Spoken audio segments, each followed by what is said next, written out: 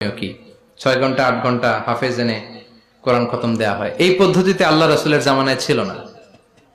কোরআন আপনি নিজে পড়বেন, কোরআন আপনি ভাড়া করে এনে বাবার জন্য কান্নাকাটি করানোর কোনো দরকার নাই। আপনি নিজে সূরাতুল ফাতিহা, সূরাতুল ইখলাস পড়ে আব্বার জন্য দোয়া করলে আপনার আব্বার কবরটারে জান্নাত বানায় দিবে কে? ওমি আপনার বাবার জন্য আপনি যত কাঁদবেন আমার কি তত কান্না আসবে?